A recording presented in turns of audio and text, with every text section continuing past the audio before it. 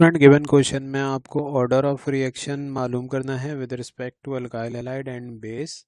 Alkyl halide ये है आपके पास और बेस ये है। अच्छा, ऑप्शन पार्ट बी में कहते हैं give reasons to support your answer in part A, और पार्ट सी में कहते हैं what write an overall rate equation of the given reaction. अच्छा बेटे, रेट ऑर्डर ऑफ रिएक्शन निकालने के लिए आपको कंपेयर करना होता है कंसंट्रेशन रेशोज को टू द रेट रेशोज। अच्छा, अब इसमें देखें तीन एक्सपेरिमेंट गिवन है ना, तो अगर हम देखें इन दोनों को 0.2 0.2, यहाँ पर इन दोनों एक्सपेरिमेंट में NaOH की कंसंट्रेशन जो है वो कांस्टेंट है।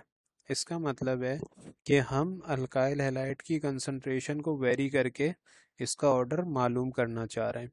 तो क्या करेंगे, आप रेशियोज लेंगे, कंसंट्रेशन का रेशियो, इसको हम C1 कह देते हैं, इसको C2 कह देते हैं। अब चूंकि C2 बड़ी वैल्यू है तो हम इसको ऊपर रख लेते हैं, वैसे C1 ओवर C2 भी कर सकते हैं आप। तो C2 ओवर C1 ये कंसंट्रेशन का रेशियो है, इसकी कोई ना कोई पावर होगी जिसको हम x एज्यूम कर लेते हैं, जिसके बाद इसका रेशो बराबर हो जाएगा रेट रेशो के। तो 2.25 ये कहलाएगा बेटा R2 और ये कहलाएगा R1। मैं पहले सिंबल सी यूज़ कर लेता हूँ, उसके बाद हम इनकी वैल्यूज़ पुट कर देंगे। तो मैं इस वजह से इसको यहाँ रब कर देता हूँ। यहाँ पे हम कर देते हैं R2 ओवर R1। अच्छा, अब C2 कितना है आपके पास, 0.45 0.045 डिवाइडेड बाय 0.030। इसकी कोई पावर है x, जिसके बाद ये बराबर हो जाएगा रेट रेशियोज के। तो R2 है 2.25 और R1 है आपके पास 1.5। तो आप क्या करेंगे, 0.045 को 0.03 से डिवाइड करेंगे तो आपके पास वैल्यू आ जाएगी 1.5 raise to the power x। सही। अच्छा, अब यहाँ पर ये सॉल्व करेंगे 2.25 डिवाइडेड बाय 1.5, तो इसका भी आंसर आ जाएगा 1.5।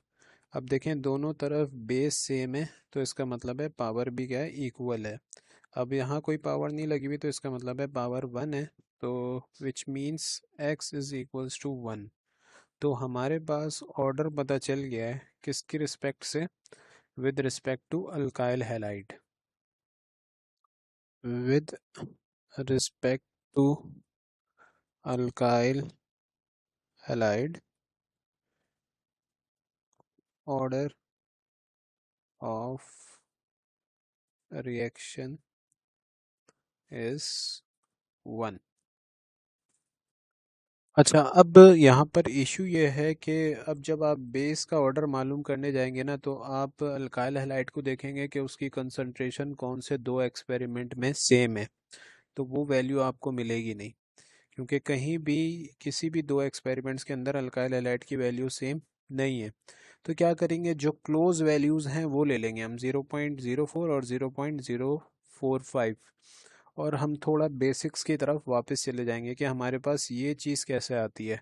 हम क्या करते हैं, बेसिकली रेट इक्वेशन को कंपेयर करते हैं ना। हमें रेट इक्वेशन मालूम नहीं है, रेट लॉ मालूम नहीं है, मगर हमें पता है कि रेट इज इक्वल्स टू के times into concentration of alkyl halide, मैं AH लिख रहा हूँ, air into concentration of base. अब हमें मालूम नहीं है कि इनके जो पावर है वो क्या है, हमने x और y एज्यूम कर ली। हम क्या करते हैं, फिर इनके रेशोज लेते हैं, इन एक्सपेरिमेंट्स के रेशोज लेते हैं। तो हम क्या करेंगे, इसको कंसिडर किया था हमने R2, इसको कंसिडर कर लेंगे हम R3। अब R2 की वैल्यूज पुट कर दीजिए बेटा। R2 की वैल्यू क्या होगी, 2.25। कांस्टेंट की वैल्यू हमें नहीं मालूम तो k को हम ऐसे ही रख देंगे। अल्काइल हैलाइड की वैल्यू इसके अंदर क्या है, 0.045, और बेस की वैल्यू इसके अंदर क्या है, 0.2।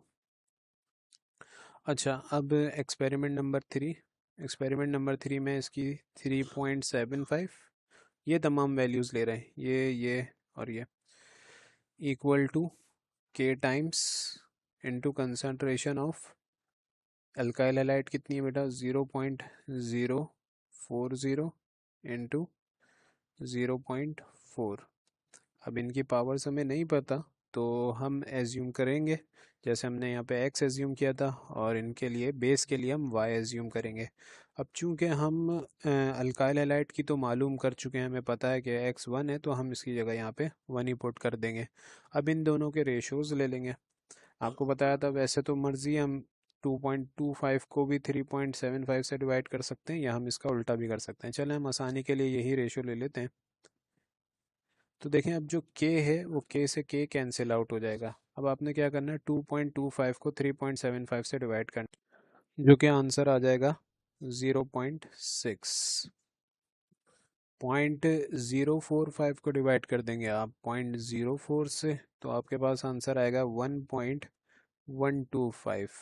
अच्छा ये देखें, ये क्या है आपके पास? 0.2 डिवाइडेड बाय 0.4। इसको देखें, ये ऐसे है a raise to the power y divided by b raise to the power y। हम इसको कैसे लिख सकते हैं? a डिवाइडेड बाय b की होल पावर y। सही है, तो इसको मैं ऐसे लिख रहा हूँ 0.2 divided by 0.4 raise to the power y, और 0.2 डिवाइडेड बाय 0.4 करेंगे तो आपके पास आंसर आ जाएगा 0.5 raise to the power y। और यहाँ से 1.125 ख़त्म करने के लिए हम दोनों तरफ 1.125 से डिवाइड कर देंगे। अच्छा, जब 1.125 से डिवाइड करेंगे बेटा 0.6 को, बेसिकली 0.6 डिवाइडेड बाय 1.125, तो हमारे पास आंसर आ जाएगा 0.53 आएगा, मगर हम इसको 0.5 एज्यूम करेंगे ताकि हम बेस को सेम कर सकें। तो अब बेस सेम हो गई, इसका मतलब है पावर इक्वल है, पावर है 1। तो order of reaction with respect to base, order of reaction with respect to base क्या है? 1 है। अच्छा, आप कह रहे हैं कि आपने पार्ट बी में give reasons to support your answer in part A. अच्छा देखें, यहाँ पर इनकी जो ऑर्डर हैं वो 1 आए हैं। इसका मतलब ये है कि आप अगर अल्काइल हैलाइड की कंसंट्रेशन को डबल करेंगे तो जो रेट ऑफ रिएक्शन है वो भी डबल हो जाएगा। अगर आप अल्काइल हैलाइड की कंसंट्रेशन को 3 टाइम्स करेंगे तो रेट ऑफ रिएक्शन 3 टाइम्स हो जाएगा। सिमिलरली अगर आप 4 टाइम्स करते हैं तो रेट ऑफ रिएक्शन जो है वो भी 4 टाइम्स हो जाएगा। सेम चीज़ वैलिड है किसके लिए? बेस के लिए। बेस की आपने कंसंट्रेशन डबल की तो रेट भी क्या हो जाएगा?